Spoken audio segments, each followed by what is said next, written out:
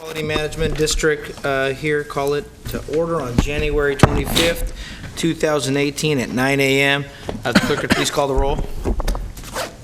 Carr. Cruz. Here. Daniels. Here. Frost. Here. Gaylord. Here. Guerra. Here. Hanson. Here. Harris. Here. Kennedy. Lee. Here. Natoli. Peters. Here. Cerna. Here. Terry. We have a quorum. Great, thanks. If everyone could please join me for the Pledge of Allegiance. I pledge allegiance to the flag of the United States of America and to the republic for which it stands, one nation, under God, indivisible, with liberty and justice for all. Thank you all very much. If the clerk could please read the announcement. This meeting of the Sacramento Metropolitan Air Quality Management District is cablecast live without interruption on Metro Cable 14, the local government affairs channel on Comcast Consolidated Communications, and AT&T UVerse cable systems. This meeting is being closed captioned and will be webcast at www.sacmetrocable.tv. Today's meeting will be repeated on Tuesday, January 30th and Wednesday, January 31st at noon on Channel 14. Members of the audience wishing to address the board should fill out a speaker form located on the table at the back of the chambers and give it to the clerk. Please speak into the microphone when addressing the board and state your name for the record. Also, at this time, please silence your cell phones until the conclusion of today's meeting. Great, thank you very much. We're going to go ahead and call the first item. And I think Board Member Hanson had a good idea for the first item, which is, along with the Air Pollution Controls Officer's report, the status of our air quality. That was a jest. Okay, good morning, Board. We haven't seen you since last year, so I feel compelled to begin my remarks by saying simply Happy New Year. It's starting already out to be a busy and exciting 2018. So we have a full agenda for you today. We have two items we need you to take action on. And we're going to conclude the meeting with an informational item on a topic that is very timely. And that's really the reason we wanted to put it before you. Let me, in my report to you, hit a number of highlights that you are going to see are going to percolate through the year in terms of the various activities at the staff level as well as for you, the board. So the first thing that I want to talk about is the 2018 outlook. Initially, I thought about doing a sort of a list of priorities for 2018 for the agency. And obviously, there's a lot of important activity that is going on with the core programs at the agency. But really, the one item that is going to hit us very hard, in a good way, is this new legislative mandate, shorthand AB 617. And it's essentially new requirements that the state has adopted, and it's got multiple elements to this requirement. We're going to have to do more reporting on emissions, so we have to go back and examine our sources and understand them better than we have. A big item under AB 617 is new requirements for community monitoring, and specifically identification of disadvantaged communities and low-income communities that continue to see disproportionate impacts from air pollution. And that's going to be a big issue, and we're going to bring you back. The state has put together a process of identifying these communities within each regional district. We're going to bring you back what we are going to be proposing to the board because we clearly need your input. This is all about using strategically and in a very deliberate way cap-and-trade funding so that we can mitigate excess impacts in our communities. And that is going to be a recurring theme that you're going to hear us talk about again, because as you've heard before, in terms of some of the cap and trade allocations, the Sacramento region didn't do as well as we think we should have done because we do have impacted communities. So that's going to be a theme that you're going to hear us talk about and make the connection about monitoring and understanding our communities and using the new funding that Cap and Trade is going to generate to help us reduce emissions and mitigate those impacts. It is going to impact the agency-wide across the board. Station Resources is going to have to do more work in terms of understanding the emissions and looking at toxic impacts, and we have a toxics item for you today. Our Planning and Coordination Division obviously is going to be front and center in terms of helping us plan through these new efforts. And then, of course, mobile sources. Transportation is the biggest source of impacts for us in terms of air pollution. And the way we solve the transportation problem is not by new rules. It's by investing in cleaner technology. And that is why we're so focused on bringing more cap and trade funding to our region so that we can clean up transportation and not only meet our air quality goals, but also the co-benefit for climate. Really quickly, we have a question from Director Carr.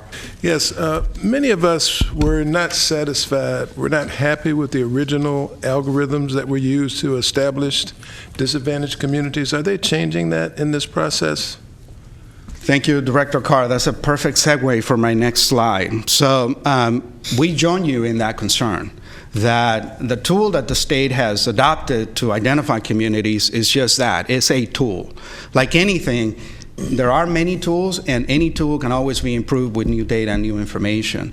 So one of the things that we've done is utilizing the existing Clean Air Partnership, a public-private partnership that we have in the region. We mobilize our business, our NGO community, ourselves, our district and the other air districts. And we've been talking to our state representatives precisely about that issue, the fact that the way that the state determines these communities, for good reason, leaves our region out. So what we are proposing is we got to do better than that. We got to explore new tools. We got to explore improving the current tool. And we are in the middle of that process, and we're going to be seeking your support because we do have to engage in this conversation, and obviously it's not going to be an easy conversation. And in your packet, you've got the one-pager that the Cleaner Air Partnership, the CAP, and I'm going to be careful because we have several acronyms that are CAP, and they mean three different things, but the Cleaner Air Partnership is essentially the one that has mobilized this effort. And we've decided to hold a state summit. The key audience is our state representatives at the Capitol. And what we want to do is we want to have a conversation with our state representatives about how do we develop the playbook for the region so that we can do better in this next year of allocations of cap and trade funding. Can I interrupt real quick? Yeah, Director. Sorry. Thank you. Yep. So I just want to, before you go any further on the summit, I want to make sure that Director Carr does understand, though, what I think he's referencing is Cal EnviroScreen. Yes. And there's been a lot of discussion at this board and elsewhere about the shortcomings of that. There have been now 3 versions. We're on the 3rd version. We call it Cal EnviroScreen 3.0, which has made some effort to recognize those shortcomings. This is a tool that is used by Cal EPA. It's not developed by the California Air Resources Board. It's also a tool that's not solely just used for air quality purposes or greenhouse gas emission purposes in terms of how do we invest in disadvantaged communities. There are inputs into that GIS platform that include water quality, for instance. It has nothing to do with air quality.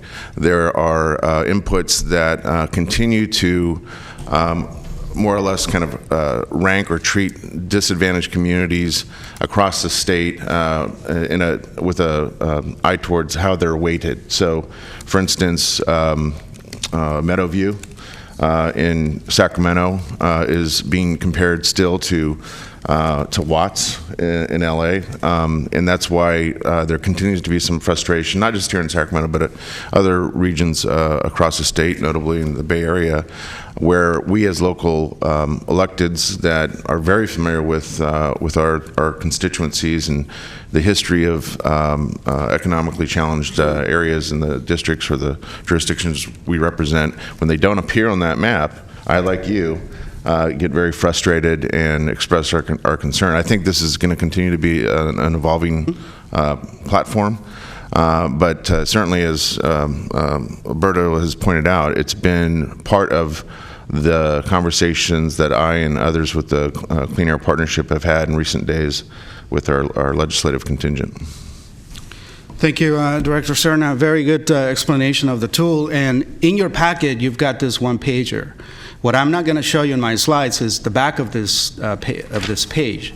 And it actually has a proposed alternative tool to CalEnviro Screen. And the whole point of us doing this is simply to highlight the fact that there are other ways to look at our communities, and we certainly wholeheartedly agree that, you as the elected officials for the region, we as the regional air district, we know our needs and communities better than certainly the state or their tool. We understand the need for it, but we should not stop there. We need to move forward. And frankly, again, that's why we're getting mobilized.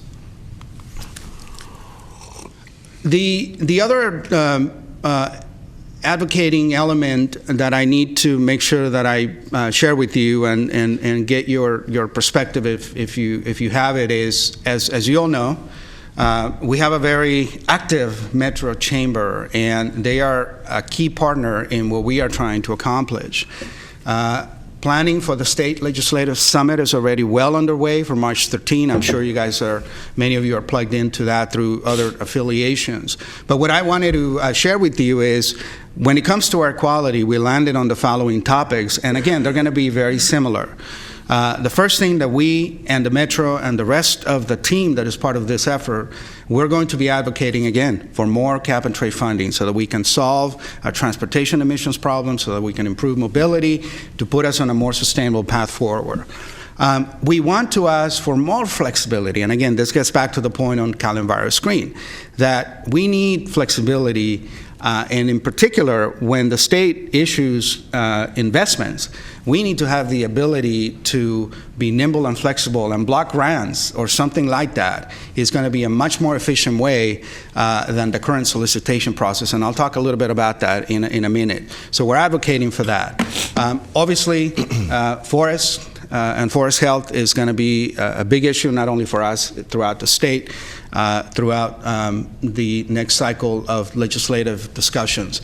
We also want to highlight that. The fourth bullet gets at the point that we just discussed, and this is the point that Supervisor Serna just made, that the tool that the investment decisions are primarily based on needs improvement, because particularly as it relates to our region.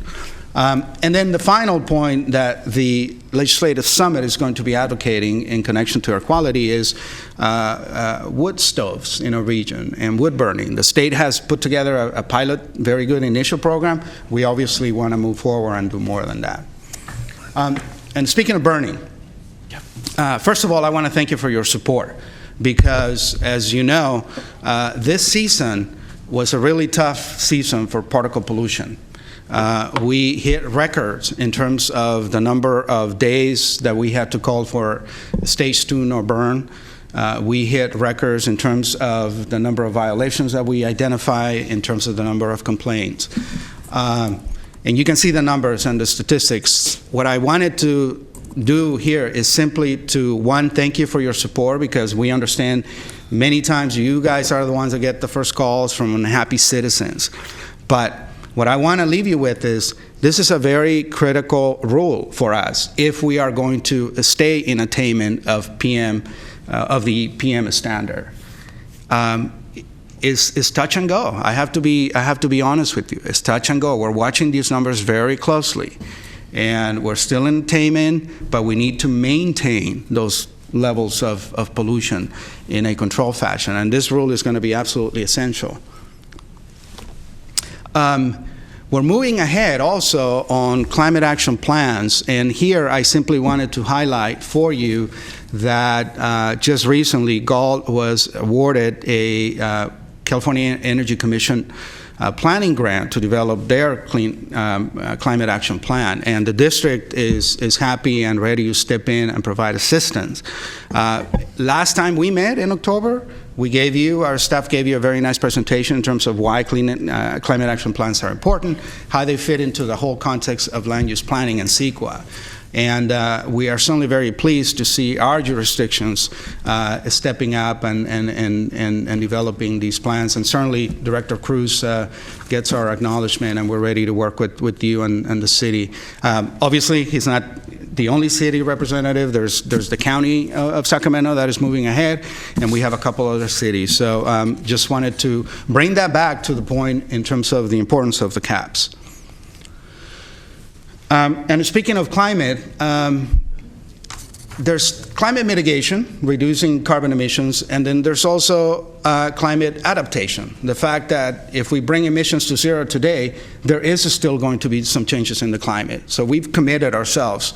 And the agency, thanks to the efforts of our staff, and specifically our climate expert, Shelley Jiang, was awarded an Caltrans SB1 climate adaptation plan, as you can see here.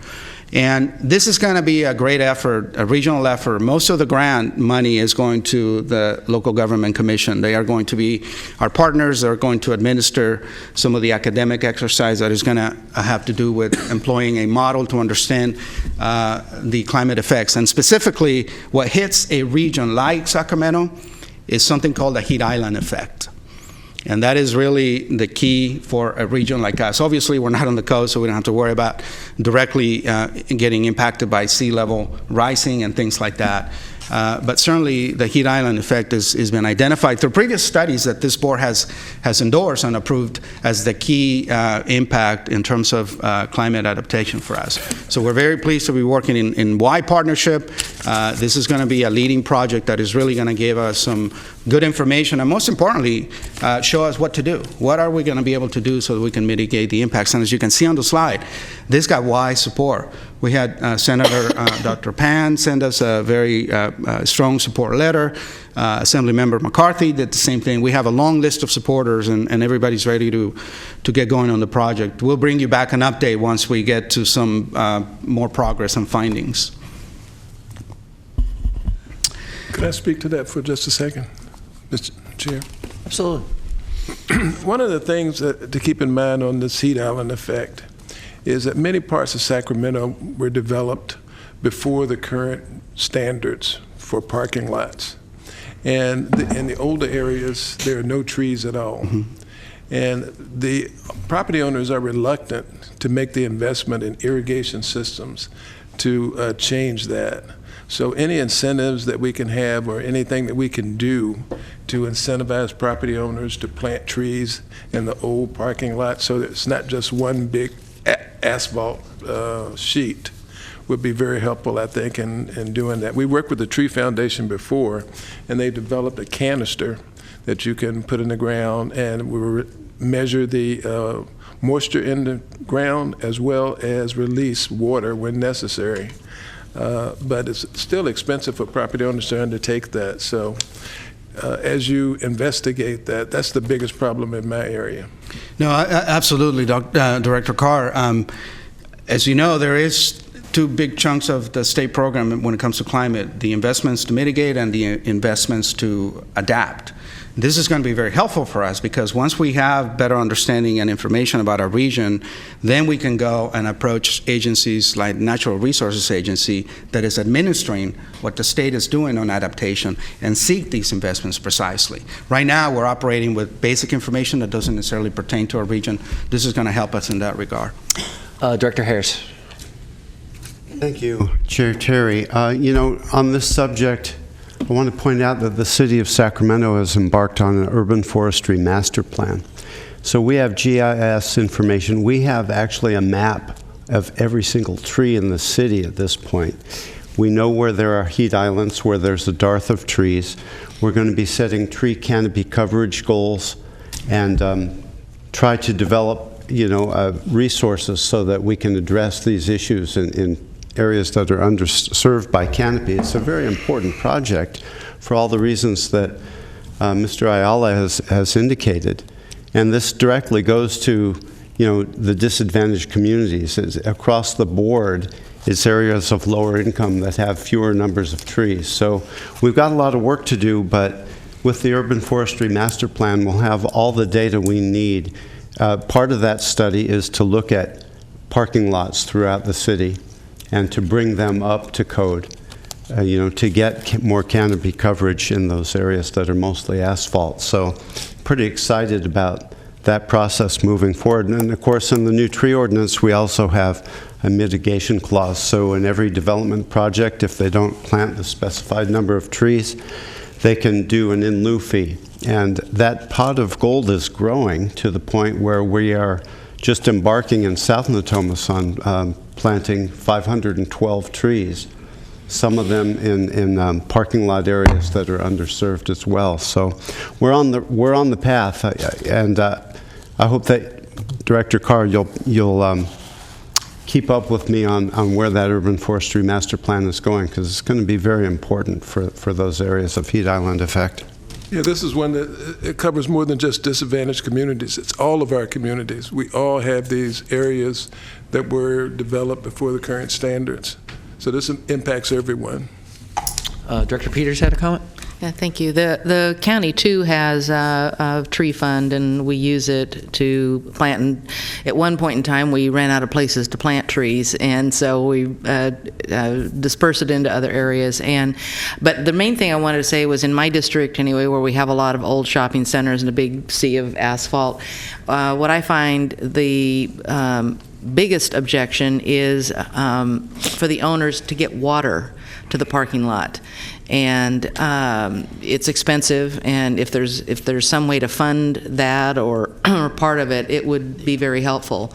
Now, on Watt Avenue, there's a shopping center that was doing some rehab, and so the county jumped in and took water from the center median and brought it into the parking lot because they wouldn't pay for it. But that's something to think about for your list. Very good comments. Thank you.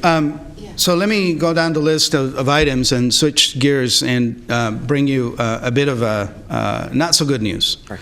And this is in reference to the state process and the way that cap and trade funds are allocated. Last time we met in October, we brought to you this exciting project that was very unique to our region. We want to deploy infrastructure so that we can bring fuel cell technology that is powered by hydrogen into the region, and particularly to try to crack into the heavy-duty vehicle sector, which is, as you know, a source of a lot of emissions, and the solutions are few and far between. We put together what we thought was a great proposal. We talked to you about this in October. We went through the state process, and the bad news, unfortunately, is that we didn't get the project. And this is really my reference to how the way that we are working with the state is not the most efficient way that we could be doing this. We, as a regulatory entity, are more like ARB than we are not. There's got to be a better way to utilize very limited resources at the regional level. Basically, we put in a lot of effort, not only us as an air district, our partners, and we have nothing to show for it. We're going to continue the fight. We're going to continue to try. But again, I wanted to sensitize you to this because this is going to be one of the key themes that you're going to hear from us as we move forward to try to do better in the outcomes for cap and trade allocations in the next funding cycle. We had a comment from Director Cerna. Thank you. Thanks for presenting this in that context, Alberto. I want to also comment, because you kind of went quickly over the slide on the summit scheduled for March 1st. But this dovetails well into the purpose of that summit and the fact that there's been an extraordinary amount of effort in the last couple months. The Clean Air Partnership, I've been squarely in the middle of those conversations and planning for this event. I've also been joining a number of representatives from the Clean Air Partnership in recent days, in fact, visiting with our legislative contingent at the state capitol, not only to make them aware of the summit, but explain the purpose and intent of this newly coalesced group. So to work more efficiently, as you mentioned, more effectively, to more or less, not necessarily lobby, but make the case when it's required at ARB. Since you do have a representative there, the 5 air districts in Northern California have a representative in me there, to make stronger arguments so that we can not have to fight over the scraps left when it comes to rare resources, cap and trade resources. We, along with 31 other air districts, we're left to divvy up 5% of the cap and trade appropriations recently, whereas the South Coast Air District, Berea, and San Joaquin received 95%. And so that has to change. I would hope that by way of this very deliberate effort by the Clean Air Partnership, by way of the summit, developing this, what we're calling a playbook for everyone to work from, that we won't have to see slides like this again with big X's over projects. And I should definitely acknowledge, before this board, Director Serna has been very engaged and gracious in getting in the middle of this conversation. And as he said, this is just the beginning of the effort. And again, the reason we care is because if the allocation was just a one-year thing, it's a done deal. But cap and trade is here until 2030 at least. So we're going to see this year in, year out. And what is motivating us, all of us in the partnership, is really we want to control our future. We want a different outcome next year and the year after. If that wasn't the case, then, like I said, we wouldn't care. But we do acknowledge your help, and obviously you're going to be a key factor in helping us do better next time. I didn't want to end on a negative note, for sure. And this is something that you all got a note from the clerk about. I do encourage you to, if your schedule permits, to come out to one of the Planet Polluto assemblies. It's all at elementary school in your districts, in your regions. I was very fortunate. Our communications office invited me and took me out to one of them. And it's one of those moments that you walk in and you see these kids and really get engaged into some fairly complex air quality topics, and it's just such a good reminder of why we do what we do. We're very fortunate that you as a board has had the vision to have programs like these. It's many of the solutions that we're trying to implement are really solutions for the next generation. And the way to get there is really to reach them very early. And like I said, this board has had the wisdom to put this project together. It's very effective. I mean, you can tell that the kids do get engaged. And like I said, it surprised me how deep into air quality terminology they get, and they understand it. So if you get a chance, please do make it out to your elementary schools and join us for the, it's a quick assembly. It's 30, 40 minutes, and it's really well received. I mean, the faculty welcomes us there and providing the support, and certainly the kids like to put a face to these, behind the scenes government types that are trying to protect their health. And so you were there. So looking at that picture, we're assuming you're in the suit? No? I was tempted to try it, yeah. Director Garrett, did you have something to add?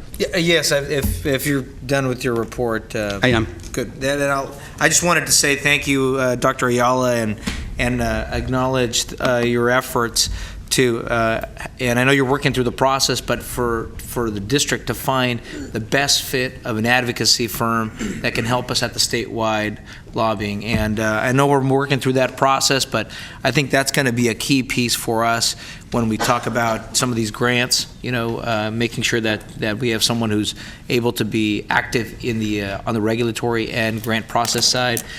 Also in the legislative but budget side, and we're going to hear the State of the State's coming out right now, and they just had the hearing on the state budget. But I think executing that that decision on that firm is going to help us achieve that. And I'd like to bring them, make sure that they're brought in on some of these concerns with the that Councilmember Carter's brought up on Cal EnviroScreen, so that when Cal EnviroScreen is going through that process, we have them actively working on that issue.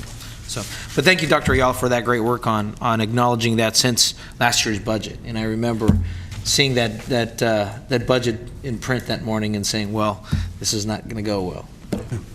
Thank you, Director Guerra, for pointing that out. So he's absolutely right. We've actually identified a new lobbying firm. We're going to bring you that contract next month for your meeting, for your consideration.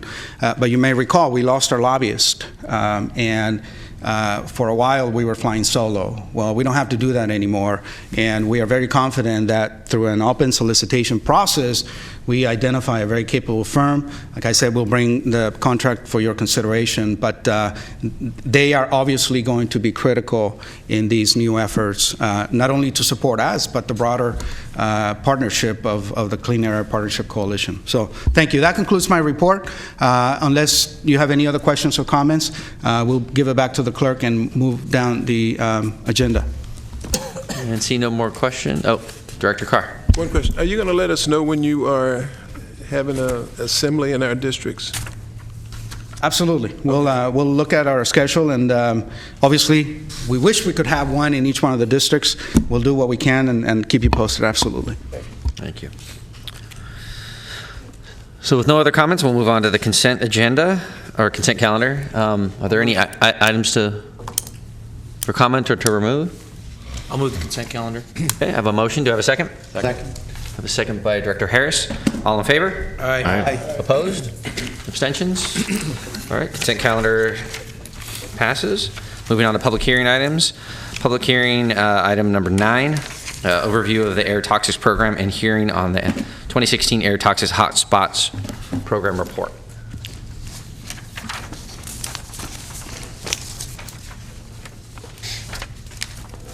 Good morning, Mr. Chair and members of the board. I have a PowerPoint presentation, and I need the clicker.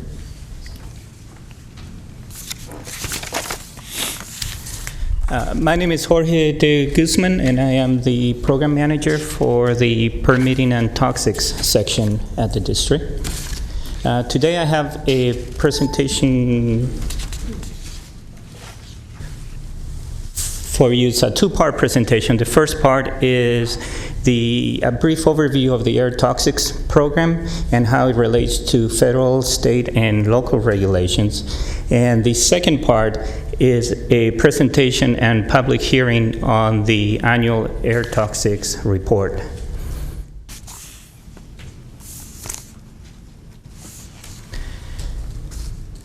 When we look at our permitting process, part of what we do is we have to make a compliance determination with all applicable local, state, and federal regulations.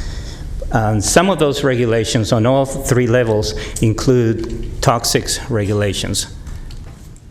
And these toxics regulations form the pillars of our toxics programs here at the district. The main regulation at the federal level are the national emission standards for hazardous air pollutants. And there's 2 parts to those. The first are health-based standards, and these are very difficult for EPA to get through because they have to make a determination that what they're proposing, if you go above that, it's not safe. If you're below it, it's safe. And it's been very controversial. So since 1970, only 7 substances have been able to be regulated through this process. So when the Clean Air Act was amended in 1990, Congress went on a different direction. It gave EPA 189 substances and said, go find out what source categories are emitting these substances, and then apply maximum achievable control technology to those source categories. That has been a much more successful program. And since 1990, more than 133 different source categories have been regulated under this process. The ones that we deal with the most commonly are engines, boilers, chrome platers, auto body shops, dry cleaners, and gas terminals. At the state level, we have a similar process. They're called air toxic control measures. The ones that I have highlighted here are the ones that we deal with on a regular basis. Another state requirement is that when we issue a permit to a source that's going to emit toxic substances, before we can finalize that permit, we have to do a public notice. We have to notify the parents of all the children that go to that school and any other school that's within a quarter mile of the source, and also all the addresses that are within 1,000 feet from the source. At the local level, when we have a new application for either a new or a modified piece of equipment, we have to make sure that they're complying with all the federal regulations, all the applicable state regulations, and also with our nuisance regulation. Our nuisance regulation says that no source can emit any type of air contaminant that endangers the health of a person. So we ensure compliance with this section through our health risk management program. We look at cancer and non-cancer risks. Cancer risk is the probability of a person developing cancer from being exposed to a pollutant for a lifetime. The non-cancer effects are pollutants that affect like organs, like your respiratory system or your vision, your nervous system, things like that. And the way we look at those is we look at the concentration and compare it with the maximum safe level, and that's called the hazard index. If the hazard index is greater than 1, it means that the concentration is higher than the safe level. If it's less than 1, it means the concentration is lower than the safe level. So the way we go about making determinations for facilities is we do a health risk review. We get all the information from the source, the emissions, the type of facility, in conjunction with all the meteorology for the area. All that goes into a computer model, a computer dispersion model that we call, and that calculates a concentration around the facility. So we take that concentration and we use the guidelines from the Office of Environmental Health Hazard Assessment to determine what the cancer risk is as well as the non-cancer risks. And we take those numbers, compare them to our standards that were set in our risk management policy, and from there we determine if the project is acceptable or not. For cancer, if it's going to be greater than 1 in a million, in other words, the chances of getting cancer is greater than 1 chance in a million, we require the implementation of best available control technology. If it's going to be greater than 10 in 1 million, we generally don't approve the project. For the hazard index, if it's going to be greater than 1, in other words, if the concentration is going to be greater than the safe level, we don't approve the project.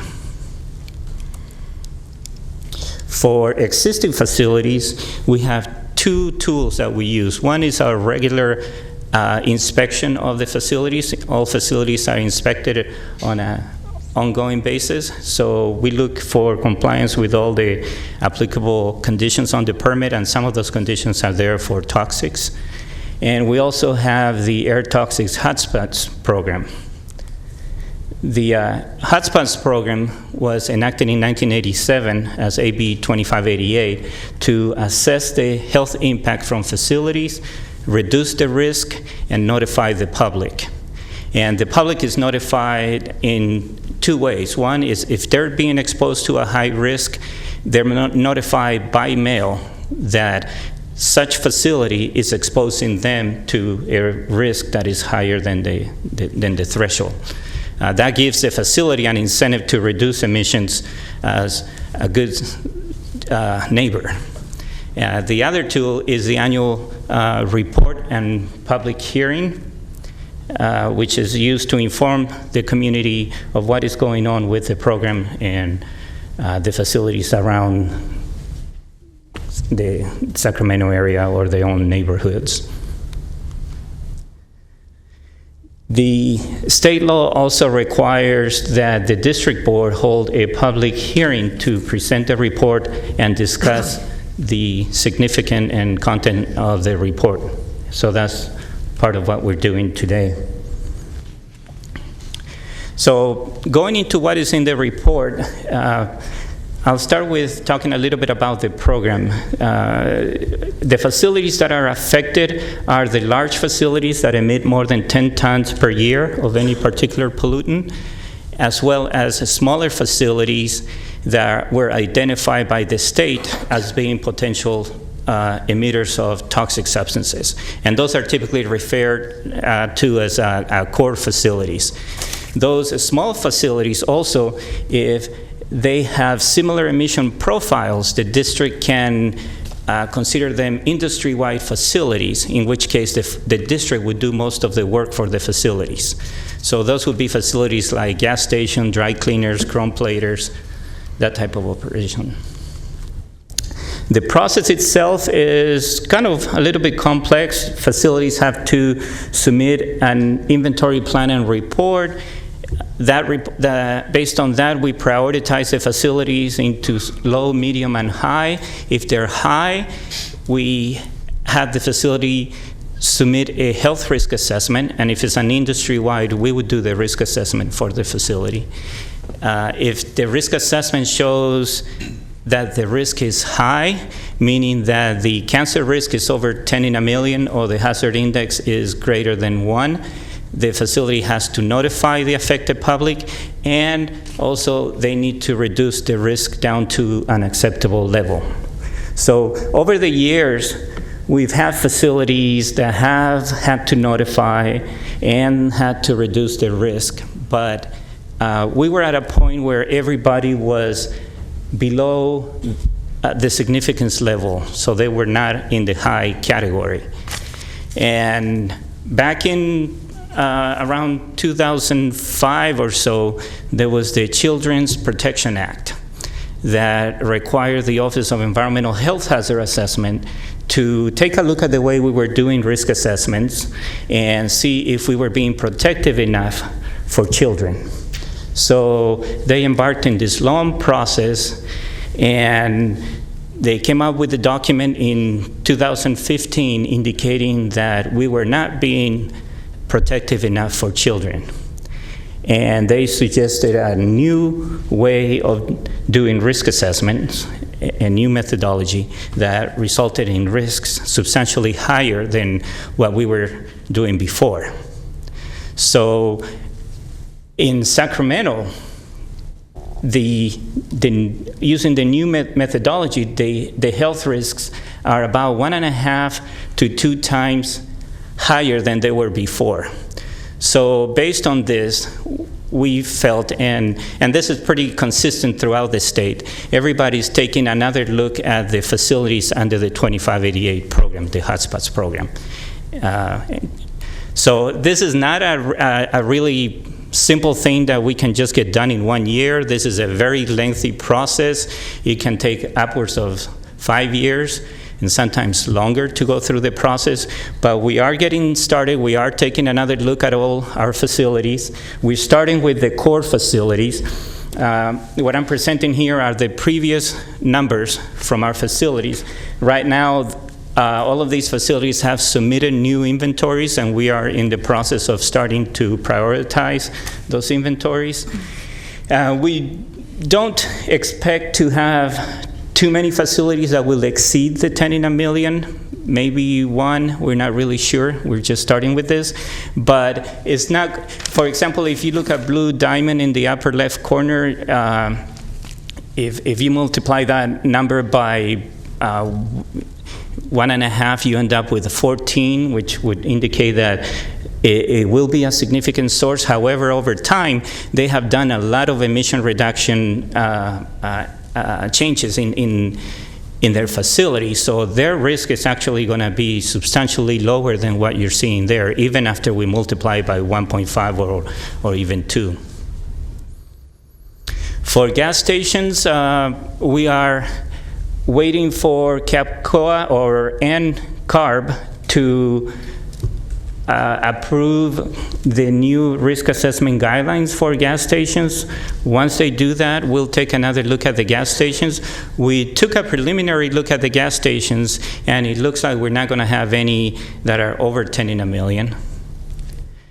Same thing with engines. We don't expect any engines to be over 10 in a million based on previous years. We are currently reviewing our engines based on their usage for 2016, and we'll be having some numbers later this year on those. Chrome platers, we will be visiting them next, not on the first round. This looks, when you look at this, Chromecraft is at 9.8, showing that it may be a problem. However, that's based on permitted level. Their actual emissions are about 10% of their permitted level. So we expect their risk when we visit the facility to be somewhere around 2 in a million. So it's going to be on the low end. Dry cleaners, there's a state regulation that requires the phase out of perchloroethylene, and right now we only have one dry cleaner left that is using perchloroethylene, and they're scheduled to be phased out by 2020. So when you look at all these programs that are going on around the state and locally, it's really a success story on the reduction of toxics. The dark bars show the risk trends in the Sacramento region, and the light bars is statewide. And you see over time how that number has been reduced drastically. The pollutants that I'm showing on that graph are the most significant ones, the ones that contribute the most to the risk. And this graph shows where those emissions are coming from. The different shades of brown, those are mobile sources emissions. The shades of blue indicate stationary source emissions. These emissions were measured at the monitoring stations. Here I'm indicating the one in Sacramento. The location varies over time for various reasons. They have to shut down a station and move it someplace else. So the 1990 data is based on the station in Citrus Heights. In 94, it moved to Roseville, over by North Sunrise and Douglas Boulevard area. So these are monitoring stations. So they're measuring ambient concentration, and it's picking up both stationary and mobile source emissions. The one thing that you are not going to see from the monitoring station is the contribution from diesel particulate. That is not being measured by the station itself. That is calculated using NOx emissions and fleet information, and it goes in through some various equations, and the Air Resources Board calculates the contribution from particulate matter from diesel. So when you include diesel into the equation, you'll see the numbers go up substantially. Diesel is a huge part of our overall ambient toxics impact.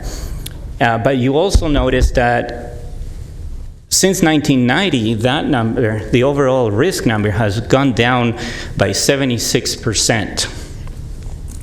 That's huge.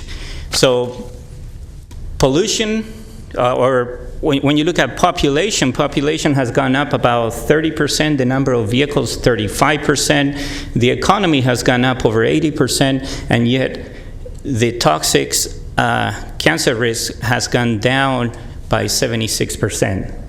So that is a huge success story, but it's not really the end of the story. What we need to look at now is what is going on at the community level?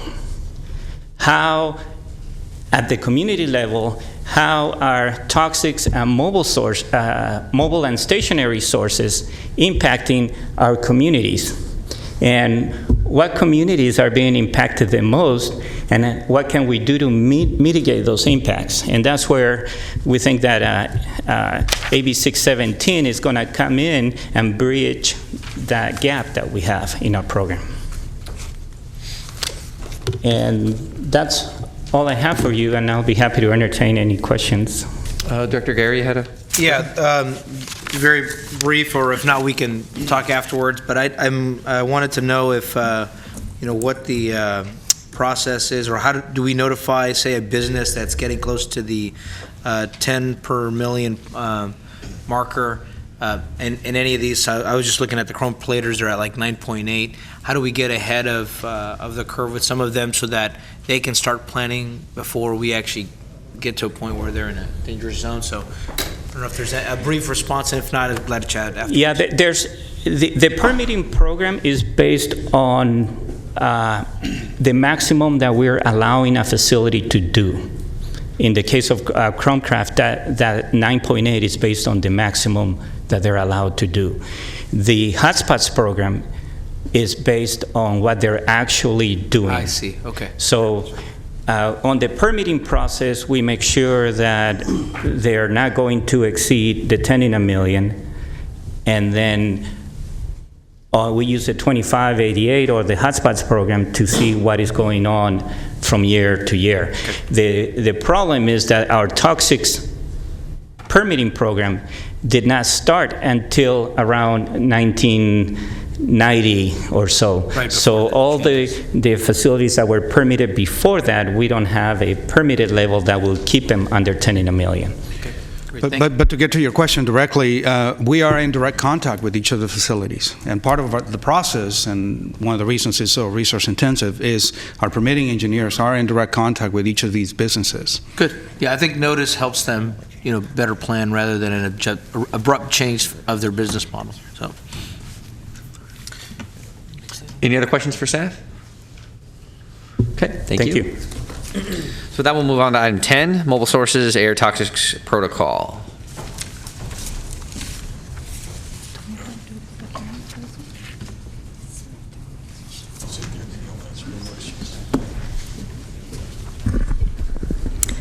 Good morning, Chair and members of the board. My name is Rachel DeBose, and I work in the CEQA and Land Use section. Today, I'm presenting on the guidance we provide local land use jurisdictions in assessing and disclosing people's risk to exposure to motor vehicle exhaust from transportation corridors within Sacramento County. I will refer to this guidance as the protocol throughout this presentation.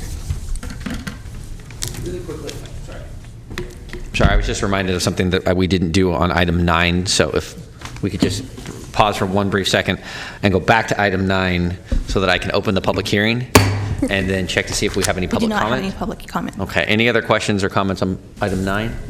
Okay, seeing none, we will close the public hearing. Do we need to take action? No, you don't need to take action. You just. So with that, we'll move back to item 10 and we'll have staff presentation. My apologies. All right, no worries.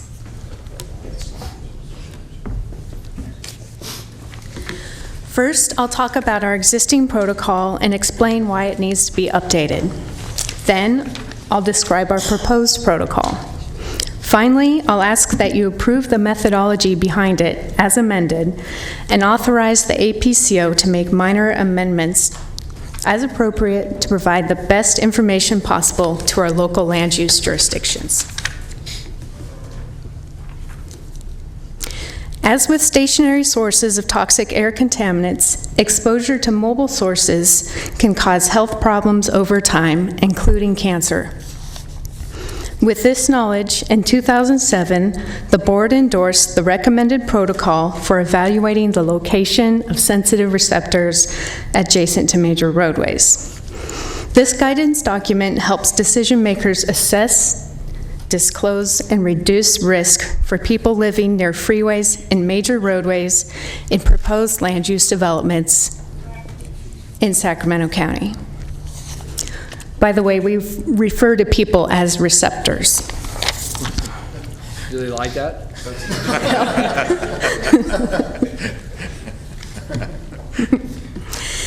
In the intervening years since our protocol was adopted, the scientific, legal, and technical landscape of health risk assessment has evolved significantly. Notably, as Jorge just talked about, the state agency that sets standards for health risk assessments released new guidance that recognizes increased risk, especially for children. This changes the way we calculate cancer risk. Over the years, we've also received requests from land use and environmental planners for an online tool that maps out risk, as well as requests for information on the latest studies on exposure reduction measures. Now I'll describe the online tool that we're proposing. When you access the tool, you're first greeted with a zoomed-out view of Sacramento County with the freeways and heavily traveled major roadways highlighted. And for purposes of this tool, the major roadways include portions of Watt, Sunrise, and Hazel at Highway 50. Upon zooming in, the user is presented with a finely spaced grid of receptor points. Clicking on a point brings up a health risk table. Here we see cancer risk for diesel particulate matter. You can see in this example that the receptors being affected by pollution from Business 80, State Route 99, and Highway 50. You may note that their cancer risk from the railroad is 0. This is because we currently do not have data on locomotive traffic in Sacramento County. The information is considered proprietary. Currently, the user must input that data manually based on their own counts. On the dais, you will find an amended version of Attachment 1, which is the methodology for this tool. It includes 2 ways that the district could estimate locomotive traffic, either through manual counts or by using data shared by the railroads. If the board approves the item as amended, we can add the rail data into the tool as it becomes available. The model also calculates PM 2.5 concentrations and risk from total organic gases. All of the data going into this model has already been publicly vetted and is commonly used by government agencies, including SACOG, the Federal Highway Administration, and the Air Resources Board. We will update the tool as new data becomes available, such as emission factors and revised health risk assessment methods. In addition to the online tool and its supporting guidance, we also provide detailed guidance on ways to reduce exposure to mobile source air toxics, such as site design, solid barriers like sound walls, tree plantings and their care, and enhanced home filtration. There are other risks from mobile source emissions in addition to cancer, such as low birth weight and heart disease. This tool does not calculate those additional risks because there are no approved state protocols for doing so. In addition, this is not an environmental justice tool. For example, it does not take into account social and economic stressors that can cause certain populations to be more susceptible to the harmful effects of air pollution. This is a disclosure and guidance tool only. Local jurisdictions retain all land use authority, including when exposure reduction measures may be appropriate. So this is staff's recommendation. We request that you approve the methodology for this protocol as amended, and that you authorize the APCO to make minor amendments as appropriate to continue providing the best possible information to our land use jurisdictions and other interested parties. That concludes my presentation, and I'm happy to take any questions or comments that you may have. Thank you. And so with that, we'll open the public hearing. Do we have any public comment? We do on not this have any item? public comment. Okay. Director Natoli? Yes, thank you, Mr. Chair. Curious on the railway traffic counts, you talk about the two methodologies. How would it be that you would do manual counts? You would have an air quality maintenance district officer out counting trains at different times of the day or all day long? That's a question that we struggled with. We think the best way to do it would be to mount cameras at targeted locations and then have somebody review the video for the traffic counts. We could consult that out.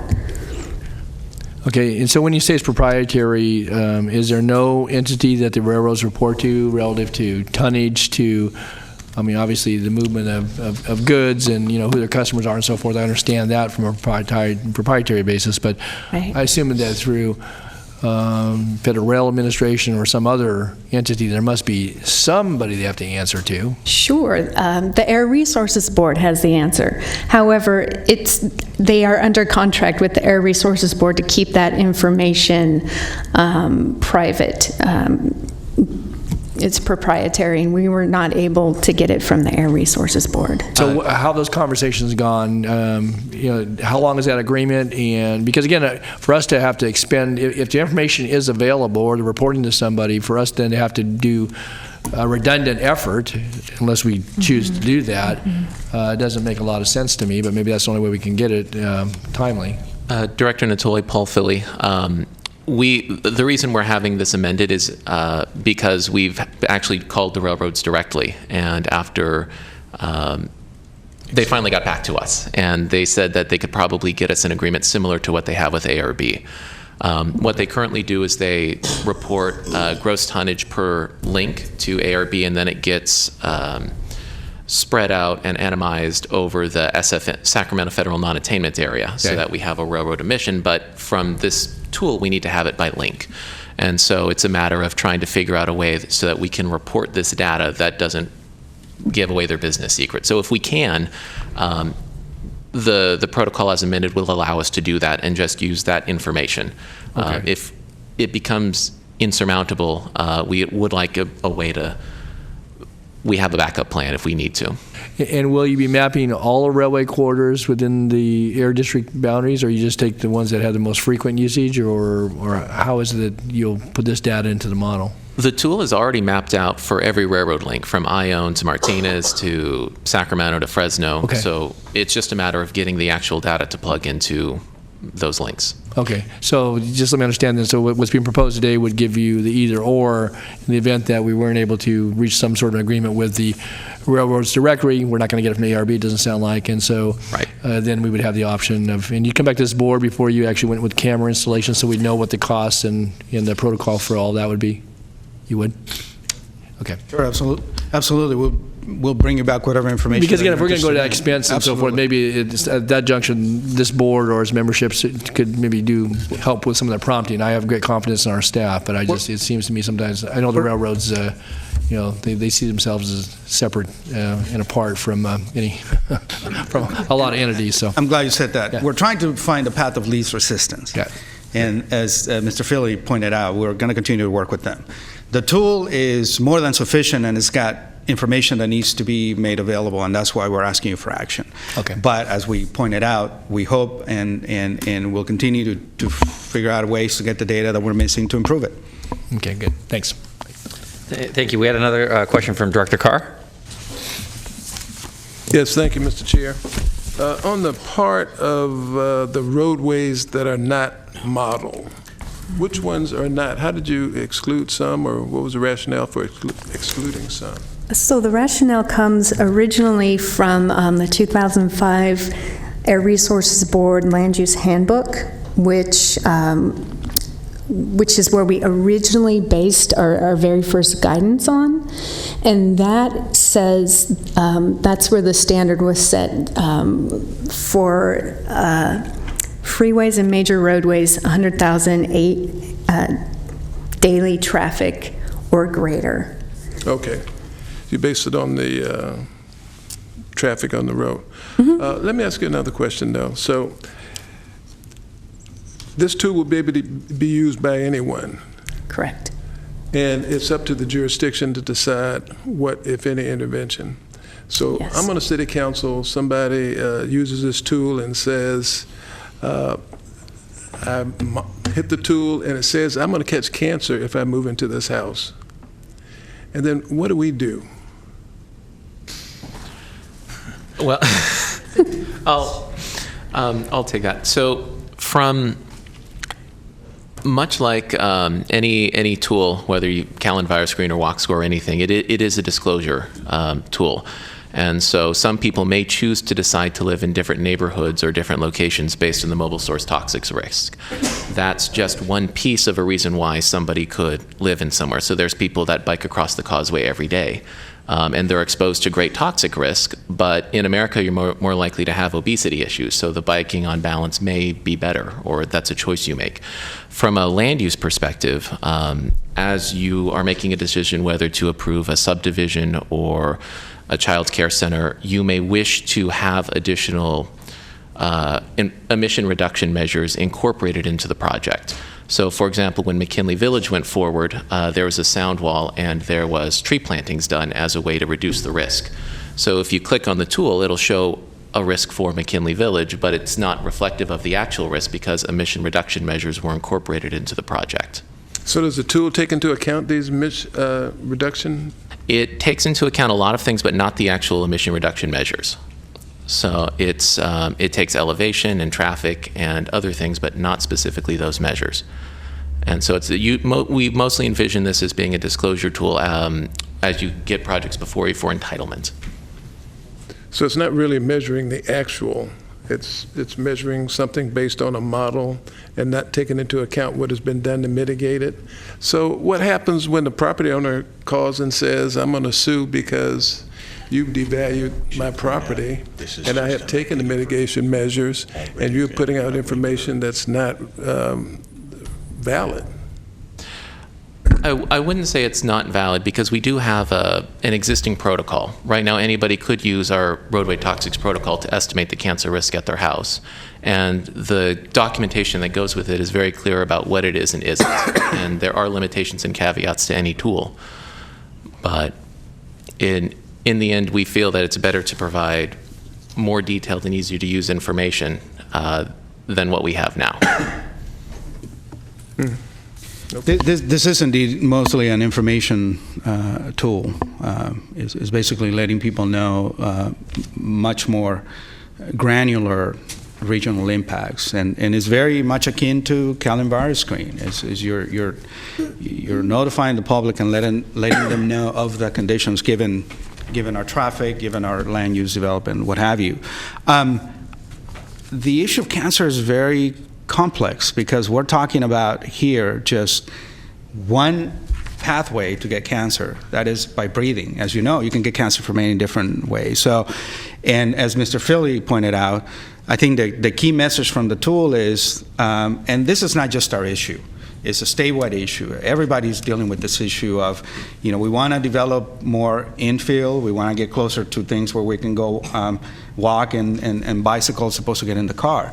But those are typically the places where you have more emissions. So this is a very complex issue. The key is mitigation measures. What can you do? If you're going to develop an apartment complex and you're going to be close to a freeway, well, you got to consider vegetation. You got to consider sound walls. So we don't have a perfect answer because it is a very complex issue. And again, we're not the only ones that are faced with this challenge. But again, the tool itself, we think, is moving the needle in the right direction for your agencies, for our jurisdictions that need to know the information. Director Natoli? Yeah, just to follow on after hearing the questions from Director Carr and the responses, is there a way to preface, if someone enters the model, maybe it's already there, that explains that there may have been measures taken to help mitigate and or reduce risk, and that if you want to find out what those might be with regard to a specific project, obviously some of, much is pre-existing in that landscape and in your mapping, and so, there may not be any information behind it, but for example, you used Paul relative to McKinley Village, but you could talk about lots of different developments where if there were measures taken by the land use entity, you may not know those, but you could, reference them to check with local planning department and or, other bodies, so that if they want to get some refinement of the information, to the point you made, Alberto, about kind of granular, is that you could, seek more information if you want to, make a more informed decision about where you live, where you bike to, where you work, what hours you want to go out, and all that. So I would think that nothing else, maybe some reference that would assist in people getting additional information if they chose to do that. Yeah, absolutely. We could do that when the user first accesses the tool.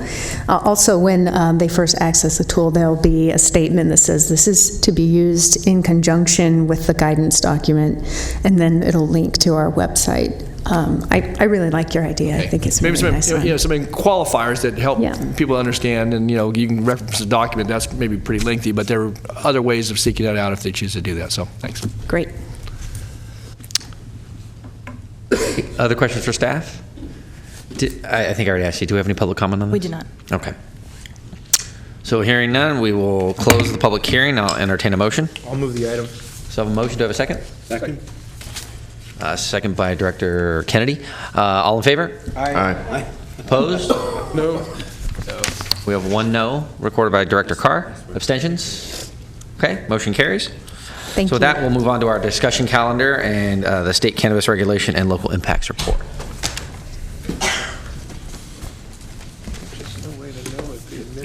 I just wanted you to know I voted no as well, so there's 2 no's. Oh, I'm sorry. Please note, Director Gaylord also voted no on item 10. Okay, thank you. Cancer. I put in a filter, I put in a sound bar, how do you know if it worked? Okay. Good morning, Mr. Chair and members of the board. My name is Brian Krebs. I'm a program supervisor with the Air District, and I'm here to give an informational presentation on the state cannabis regulations and local impacts.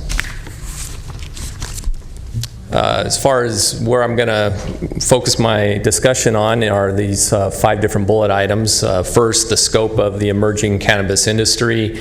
Go on a little bit about the regulations that are governing this industry. Our Air District authority, air quality issues, and Air District approach.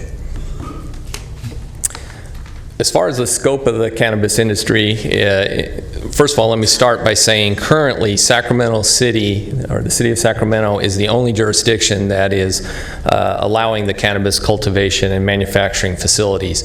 It's potentially, other jurisdictions may also approve it, but as of right now, it's just the city. As far as the what we know of the industry is that if you go to the city's website, you'll see, I believe 63, or at least as of a week or so ago, 63 facilities or companies that have actually applied for and have gone through some sort of public hearing for a conditional use permit. Of those 63, the website shows that 46 of them have already been approved. From conversations with city planners and others, we anticipate up to as many as 200 conditional use permits for cannabis cultivation, and potentially up to maybe 25 more for the manufacturing. And in addition to the city, there's also state licensing requirements. And going on their website, we've found, at least as of, again, a week or so ago, approximately 6 licenses that have been issued to companies in Sacramento County. This here is a map that kind of shows this is the 63 applications that went before the city for the conditional use permit, and you can see that there is a large cluster in or around the kind of Power Inn, I don't know, I'm sure you have a specific name for it, but between Power Inn and Fruit Ridge Road in that particular area, and then a little bit more to the north of the American River, some of it up in Del Paso Heights area. We anticipate, at least from conversations that we've had with some affected sources and actually facilities that are moving, that we're going to see even more in that kind of southeast area down in the Power End Road area. I'll move on to the state regulations that are and the agencies that have been developed to regulate this growing industry. And essentially, the Medicinal and Adult Use Cannabis Regulation and Safety Act set up a framework that essentially allowed or required 3 different state agencies to get involved, and each one has slightly different jurisdictional responsibilities. The first one is the Department of Public Health, which is the MCSB, which is Manufacturing Cannabis Safety Board. Their jurisdiction is in the manufacturing. We have the Bureau of Cannabis Control. They regulate licensing, retailers, distributors, testing, labs, and micro businesses. And then lastly, we have the California Department of Food and Ag, known as Cal Cannabis, and they are responsible for the licensing of cultivation sites. Mr. Chair? Yeah, Director Natoli, if I could I just have you go back to slide number 2, for our page number 2, the slide that showed the various locations. Oh, okay.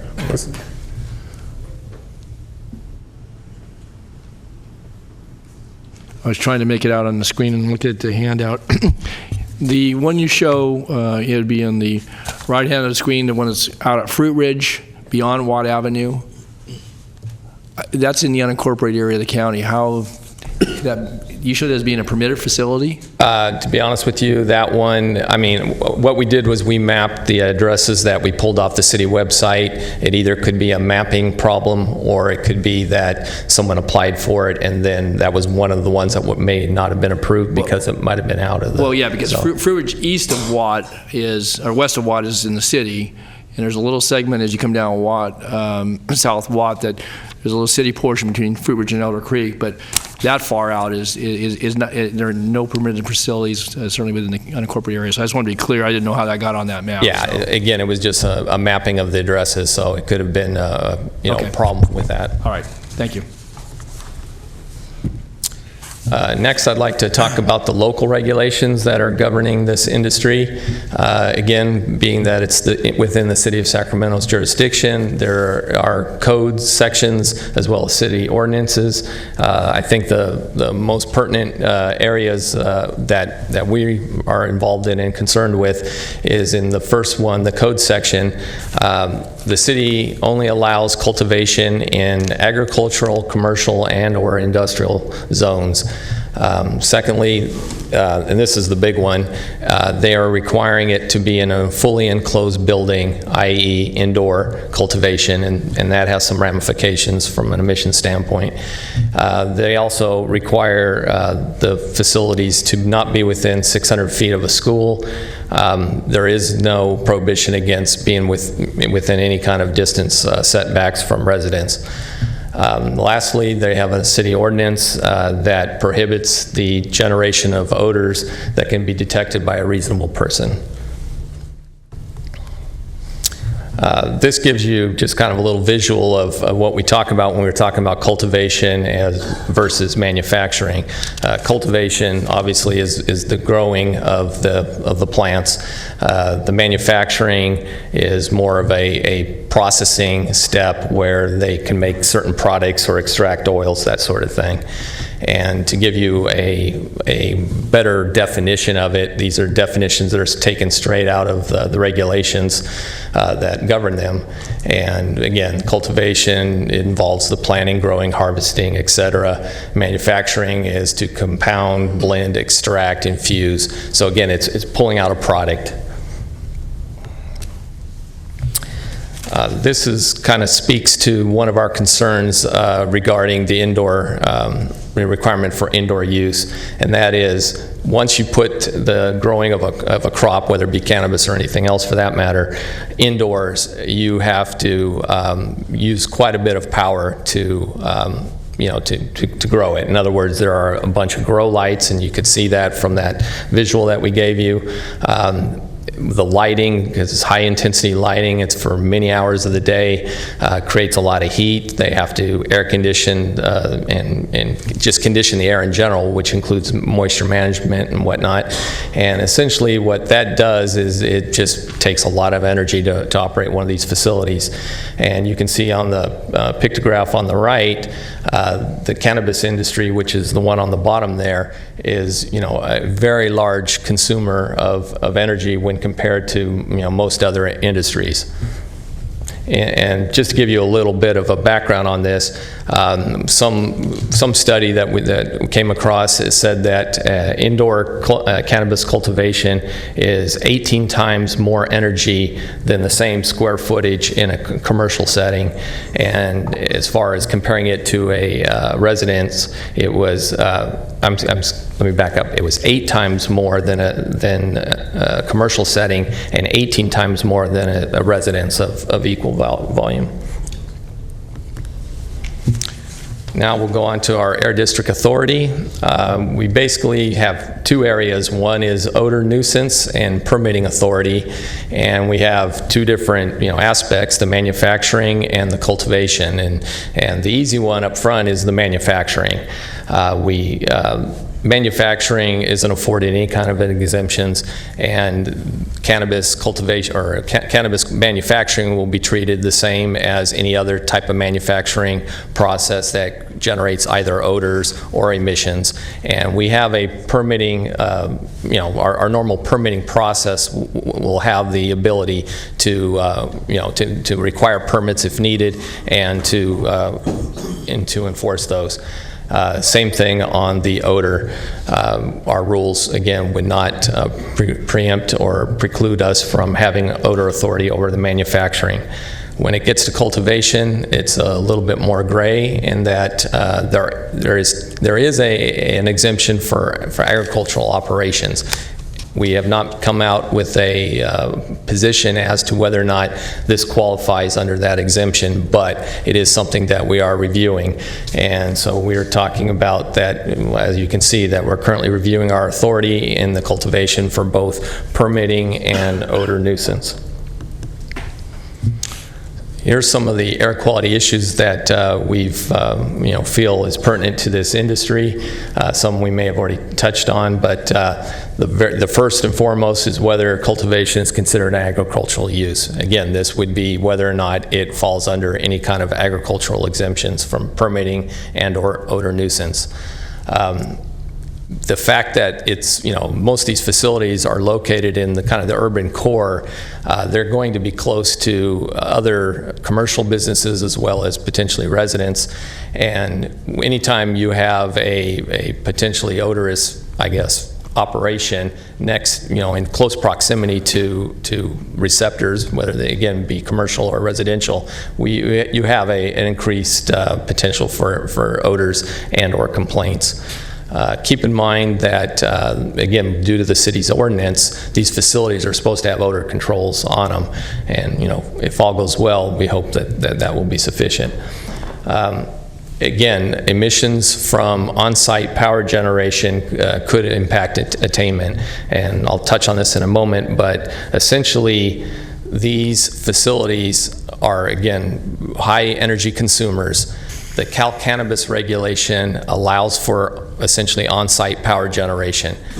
To be quite honest with you, at this point in time, we're not sure to what extent the facilities in Sacramento are going to try to utilize that opportunity.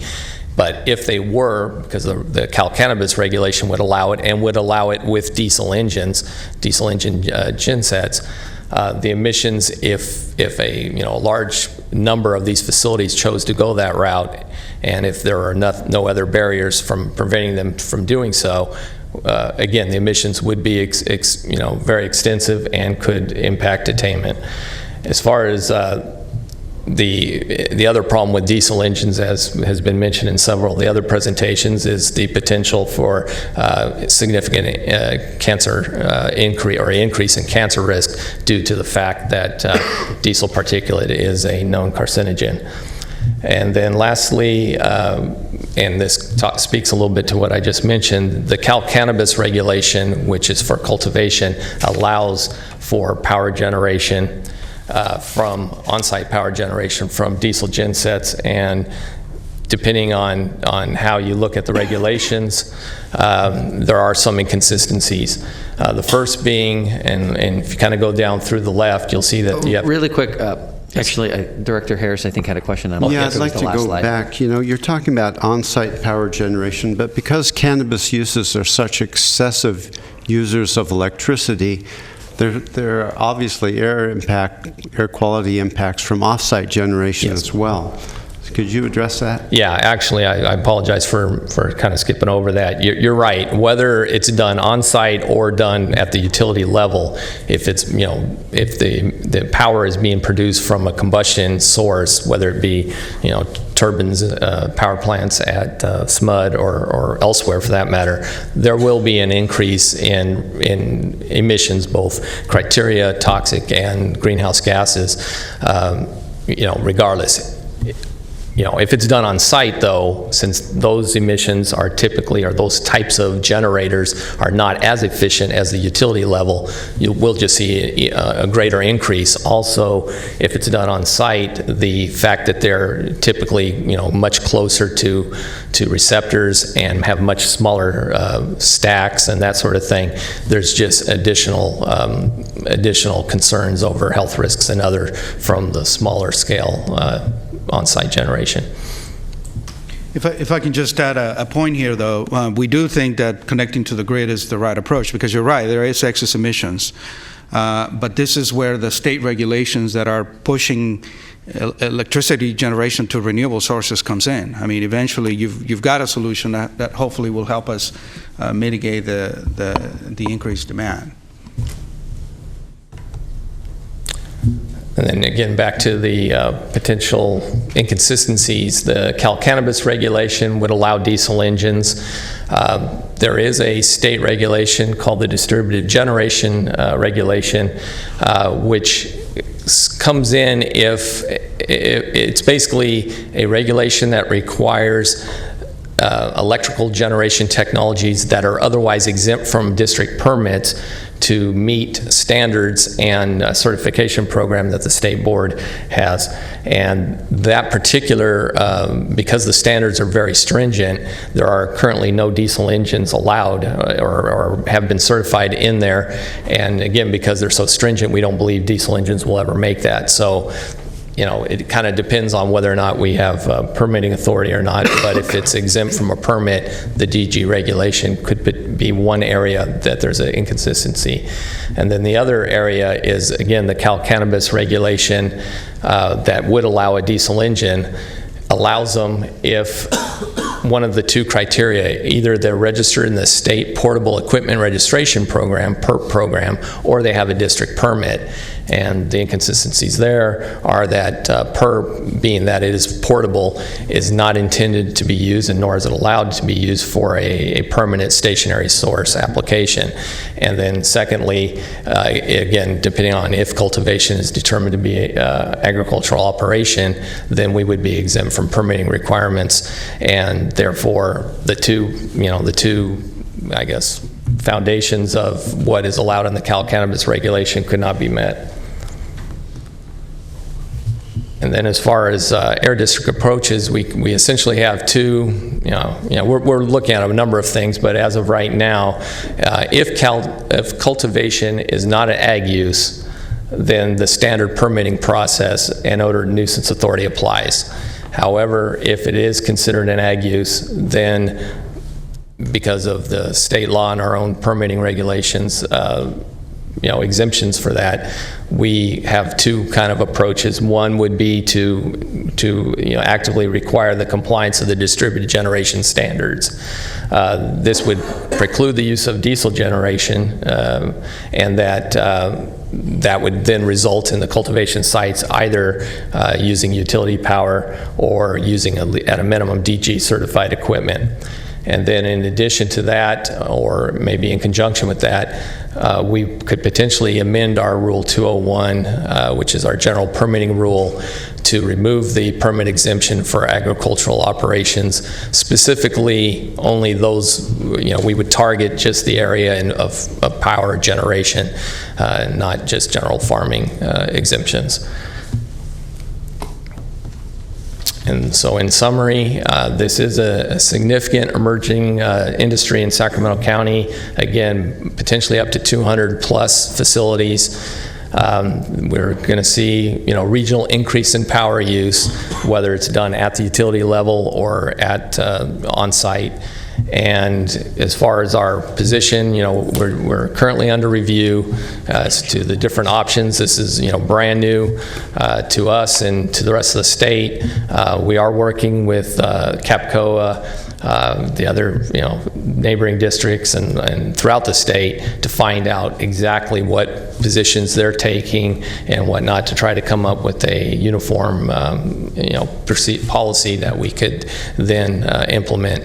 But as of right now, we have yet to really see a facility, and they may be in operation, but we haven't seen one. We don't know to what extent we're going to have issues with on-site power generation or with odors. But that concludes the presentation, so I'll try to answer any questions. Okay. Any questions for staff? Director Gare? Thank you very much for the presentation, Brian. A couple comments here. One, I do want to work with the Air District staff and our city staff on at least tightening up the issue of distributed generation and even just prohibiting diesel if that's going to cause more air quality issues. So I think I'd like to work with you guys to figure out how do we tighten that and communicate on those standards. The second piece, more so, I think it's important that the district and district council be as broad in its authority to try to have the maximum authority and look at what the state law and the current regulations and even Prop 64 have said, so that we can have as much authority whether or not it's considered ag. So I think that's kind of, I believe, the position we should, as a district, should be taking on this issue. Prop 64. One of the unfortunate parts of Prop 64 is that it did reduce the criminal penalties on the cultivation and enforcement of cannabis. Even though it did provide a legal pathway for that, the penalties for not following local ordinances are smaller, and because of it, you see two branches of folks who are heavily capitalized and are spending the money for the purchases of warehouse, industrial facilities, carbon scrubbers, doing retrofits to the buildings to follow all of the standards, and are creating basically a manufacturing facility like we would anywhere else who's producing carbon fiber lactate or whatever they do in the Powering area. But then you have another branch of folks who are entering into the business and who I'll just consider the scofflaws. And they're going in not only in the industrial areas, but also in the residential areas. And if you look at the areas of both the city, the unincorporated South County, the city of Elk Grove, you have both illegal cultivation happening in the residential and industrial area, and also manufacturing. I do want to thank and credit Phil Cerna and the members of the Board of Supervisors that are here today for tackling and jumping on the issue of butane and trying to get a hold of this illegal manufacturing and the honey oil. But as the industry grows, and as we're seeing this, the area of manufacturing is going to be the area that most of the industry will continue to move towards, which means I think it's an area where the Air District needs to maintain its authority, both on odor control and on the permitting. So I want to be cognizant of our time here, because I know we're going to lose board members. But as we're moving through this discussion, this district has I think, an opportunity to assist the areas of our region that are being impacted by the illegal cultivation and manufacturing of cannabis, who are not following the air quality standards and would not follow these areas. So I think it's important for us to start looking at how does the Air District work in partnership with the Sheriff's Department, SAC PD, and the DA's office to go after illegal cultivation and go after illegal manufacturing, and using the administrative process, because the penal code process has been reduced where the penalty is low.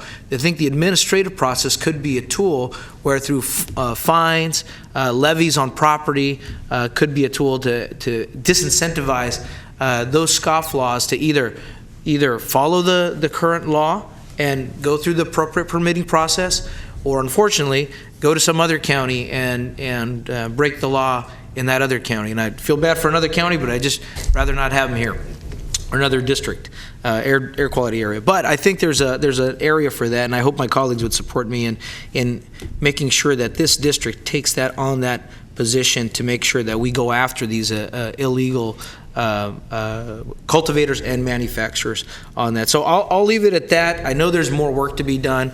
This is, I think, an area, again, where our advocacy team will be a huge help so that they can start working with the state regulators as they start crafting the regulations to make sure that we can tighten up this issue on diesel and distributed energy. I know SMUD is working directly with these facilities to look at distributed energy, but more through solar power than it is diesel. And as the industry evolves, I think we're going to see that. But we do have an opportunity to go after all of the illegal cultivation and illegal manufacturing that's happening. Thank you, Mr. Chairman. Thank you. Director Frost had some comments. I was just going to ask if this is a topic that is part of the state legislative summit. Is this addressed in our agenda with the state legislative summit? Because that might be an appropriate place to start that conversation. At the moment, it is not, but that is a good point. I think given how the issue impacts the entire state, that is a great point to bring back to the Metro Chamber to see if they want to consider an addendum to what's already been scoped out. That's a good point. I think you might find areas also, such as in Coachella or the Central Valley, where there's a huge growth in no pun intended, growth in cultivation interest. But those are also areas that have significant air quality challenges. And they may be reliable partners to help air districts that might be reliable partners who would not want to see additional diesel distributed generated sources in their community, because that's where a lot of the industry is going as well too. You hit it right on target. I mean, this is a very important issue that is impacting all districts, not just us. And we need to do more homework. The point of the presentation today was to do precisely this, to engage you, to put something on your radar.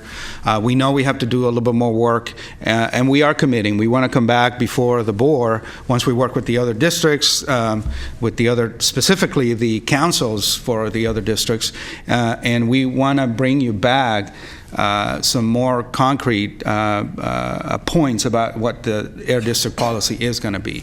I don't know if we're going to be able to come back in March and April, but again, we are committing to come back and seek your counsel in terms of how we are going to tackle this, what could be an important air quality impact. Director Harris. Thank you, Chair. Thank you. So obviously at issue is whether or not cultivation, indoors cultivation specifically, is an ag use or a non-ag use, and that's a big determination. So which body is going to decide that and when? It's within, the determination is within our jurisdiction, so we'll have to make a determination as to whether or not it's an ag use. So I would say that there's lots of evidence to indicate that it's an industrial use, and that would give the Air Quality District a lot more latitude in how to handle the air quality impacts of this new industry. That's my vote. We'll be bound by the way the Health and Safety Code defines ag use. Say again? We'll be bound by how the Health and Safety Code defines ag use, so Okay. it's not an unfettered determination on our part. Got it. I do think that we should find every possible creative legal way to get to the edge of that state statute, and if it is becoming a problem where that we can't control the issue is that most ag use that is by residential, we're dealing with issues about pesticide and whatnot, but in this case it's particulates that we're concerned about. So if we have to, I think if the district would need to look at also the statutory changes, we should start looking at that too, if we don't have the legal backing. But either way, if we're determining the industry the entity that determines that, I would say let's go for it and ask for forgiveness later, and make our own determination. Very good point. Anything else on this item? Seeing none, thank you. Thank you. So with that, do we have any public comment? We do not. We do not. Board ideas or comments? No? Any announcements? With that, we will stand adjourned.